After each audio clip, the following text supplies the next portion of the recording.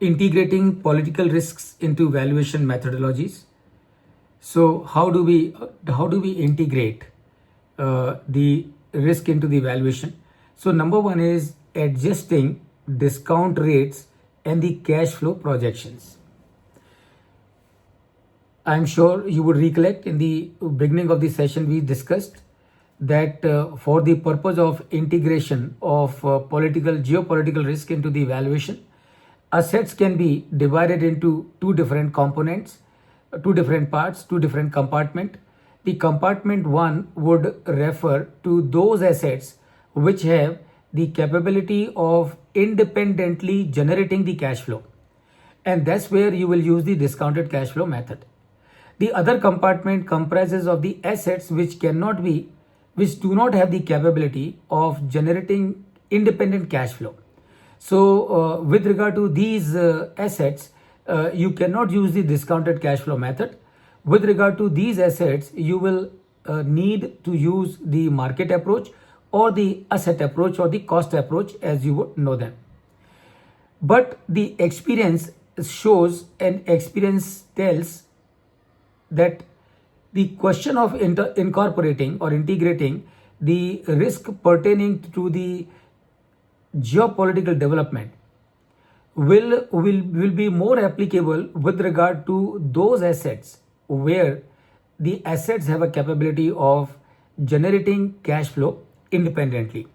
So the one way of adjusting is to adjust the rates and cash flow projections. So incorporating geopolitical risk, modifying the discount rate. So the moment you take the country risk premium or the adjusted country risk premium for the purpose of arriving at your discount rate, you have achieved the modification of the discount rate.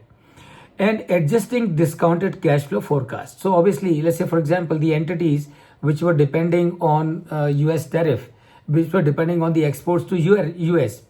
And let's say for example, for some reason, these companies will not be able to export their goods to US. So what is going to happen? So their exports are going to go down.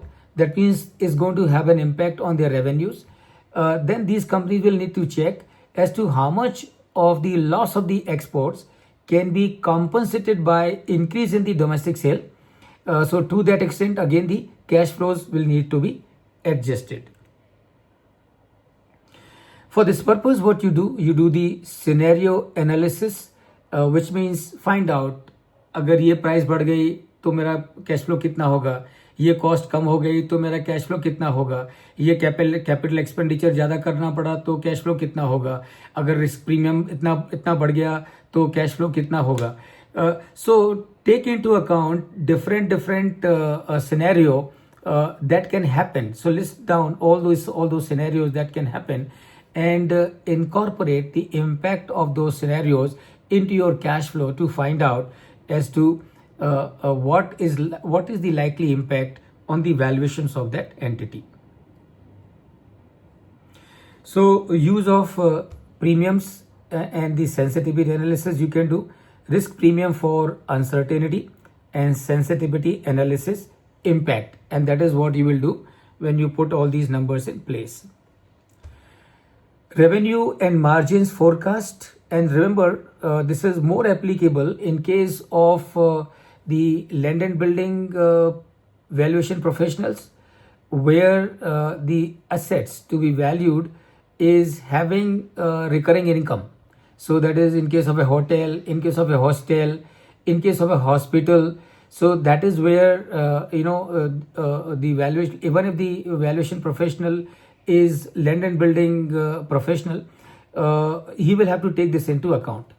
And so what we need to remember for the valuation of such entities: disrupted supply chain, loss of export markets, inflationary pressures.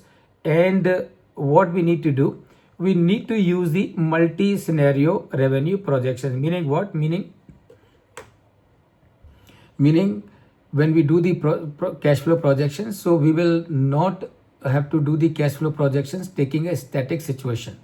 We will need to do the cash flow projections taking the dynamic situation.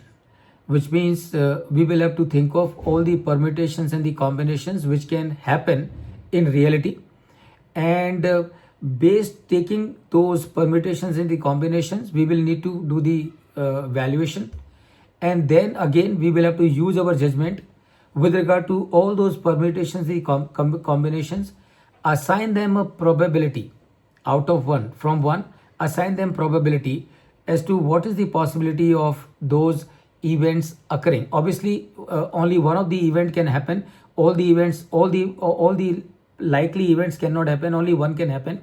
So what we will need to do is, number one, list out all the possible scenario, prepare the cash flow taking into account the possible scenario and its cash flow, do the discounting of that cash flow, find out the value of that scenario. So let's say, for example, you have identified 10 such possible scenario.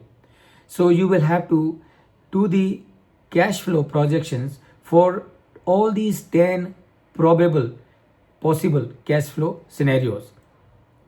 And then again, you will have to take into account the cost of capital for the purpose of discounting. And for that, again, you, depending on the situation, you will need to take a call as to what kind of cost of capital can vary. Will it vary or will it not vary? Will it be the same or will it change from scenario to scenario? So you will have to take that into account. And now for all the 10 possible scenarios, assign the probabilities out of 1. So all the possible probabilities that you would assign to the 10 scenarios, they must total up to 1. So multiply the probability with the valuation of that company of that particular scenario. Do it for all the 10 scenarios. So you will have the probability linked valuation for all the 10 scenarios. Take the total of all the 10 scenarios put together, and that will be the valuation that you can rely on, that you can depend on. And that is the role that we valuation professional have to play in scenarios where geopolitical risks are involved. So I take a pause here, open to every one of you. Any question, any doubt, please go ahead.